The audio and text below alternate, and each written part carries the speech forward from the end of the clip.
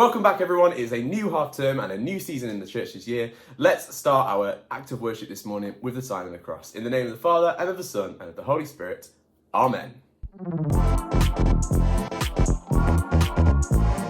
So, as I mentioned, last week marked the start of a new season in the church's year, known as Lent. The colour has changed from the green of ordinary time, which is what it was before, and switched into purple, which means that the church is in a time of preparation and repentance, just like it is in Advent in the lead up to Christmas. Lent, though, rather than preparing for Jesus' birth, is preparing for Jesus' death and resurrection. And it starts on Ash Wednesday, also known as the day after Pancake Day, or Shrove Tuesday, if you want to call it by its official title, and goes all the way up until Easter Sunday. Lent lasts 40 days and 40 nights, because it is the length of time that Jesus went into the desert before he started his public ministry. So today we're going to hear that story from the Bible. Now, once again, like a few weeks ago, whilst I'm reading the scripture, there's going to be a few pictures on screen from when I actually went to the Holy Land and visited the River Jordan and saw the desert, to give you a bit of an idea of what it would have looked like where Jesus was. A reading from the Holy Gospel according to Mark. Glory to you, O Lord.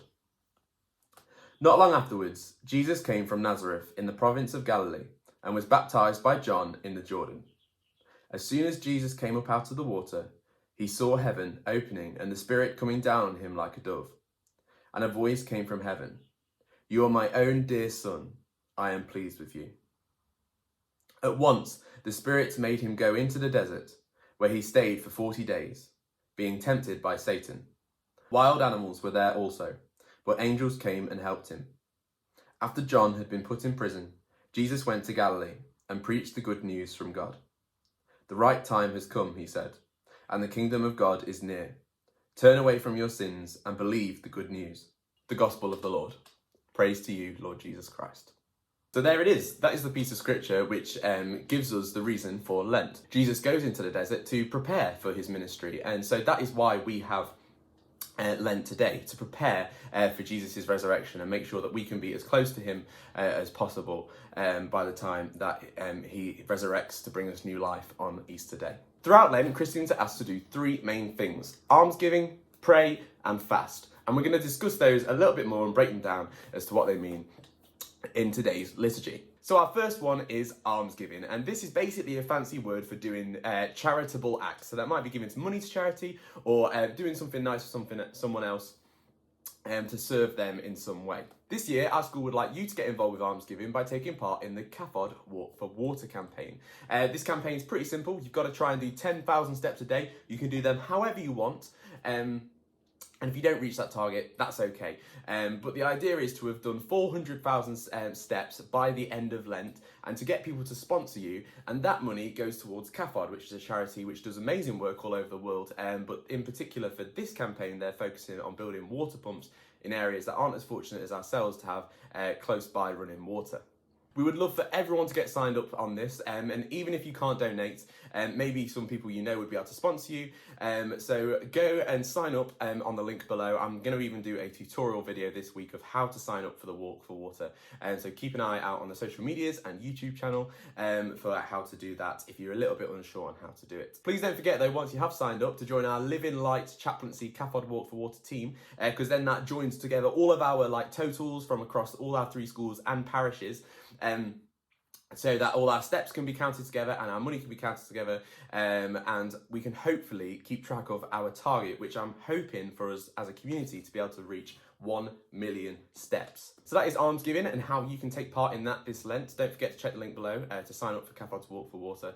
But that leads us on to prayer, and how can we pray more during Lent? Over half term, or maybe before half term, you will have received a pack from school which had a little bit about Lent in it, and it also included a resource of a quick way that you can pray every day. It looks a little bit like this.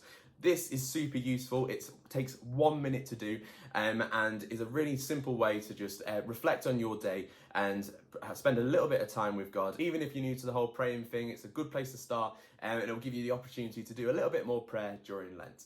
Our final thing that Christians are asked to do during Lent is to fast. And by this, I don't mean like Sonic the Hedgehog, gotta go fast. It's something you've probably come across before, and it's when people say they're giving things up. During Lent, people give things up. So, for example, they might not eat chocolate, or for example, I've gone vegan, which has been quite the culture shock, if I'm honest. Because it's what Jesus did when Jesus went into the desert before his ministry, and he ate on just bread and water for 40 days and 40 nights. It's also because when we give things up, it leaves a space in our lives and allows a room for Jesus to enter into. So you will have noticed in your pack you were given one of these, and the challenge, if you haven't already, is to not eat this until Easter. If you don't do any other fasting, this can be your fast. Just to hold off. I know it's tempting. This has been sat on my shelf for the last week and I'm like, I could really do with eating that right now. But that is the challenge. That is the fast until Easter Sunday. Through everything that we do during Lent, it's to try and become more like Jesus and become closer to him. When we give to charity, we're becoming closer to Jesus because we're acting as Jesus did and helping those in need. When we pray, we become closer to Jesus because we're having a conversation with him. And like I said, when we fast, it's that sign of giving something up so that we can focus more on Christ that allows us to become closer to him. Now, as I said, over the next few weeks, we're going to be focusing on different themes of Lent and breaking them down so we can understand them a little bit more. And this week's theme of the week is prayer. So if you haven't already, I encourage you to watch the prayer and wellbeing video I made a few weeks ago for Children's Mental Health Week, because in that it's got like 5 different ways to pray and introduces you on how to pray and and it has a little bit of a reflection time in it, which you can use every day. So definitely check that out. I'll put the link in the description below on how you can explore prayer a little bit more. And another suggestion for you is this, the Hallow app. It's free to download on both the App Store and the Play Store, and is a really good Christian prayer, sleep and meditation app. It's got everything from like 1-minute prayer things you can do on there up to like 20 minutes, half an hour, whatever's your jam. But as I said, it's also a meditation app which helps you to chill out at the end of the day, which is pretty cool. But if you don't want to watch the video and you don't want to download the app, that's fine. You have, of course, got your 1-minute prayer resource, which is dead easy to do every day. So I encourage you to do that through Lent. So speaking of prayer, we're now going to enter a short time of prayer ourselves where we can reflect on how we can draw closer to Jesus this Lent. So I invite you to maybe close your eyes and get yourself into a comfortable position where you are in the room, and take a deep breath in and just acknowledge God's presence in the room and feel his love in your heart.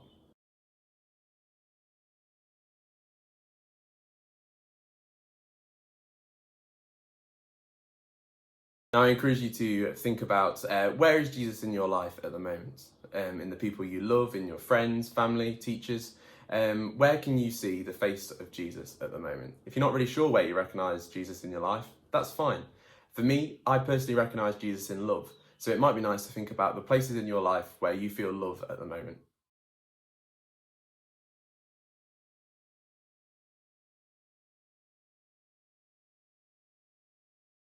Now I'd like us to think about maybe those people in our lives that need Jesus with them at the moment. Who are the people you'd like to pray for this week?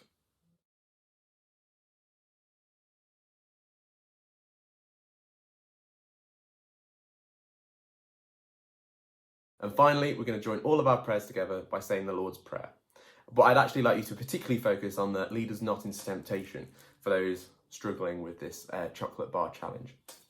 So we join our prayers together as we say, Our Father, who art in heaven, hallowed be thy name. Thy kingdom come, thy will be done, on earth as it is in heaven.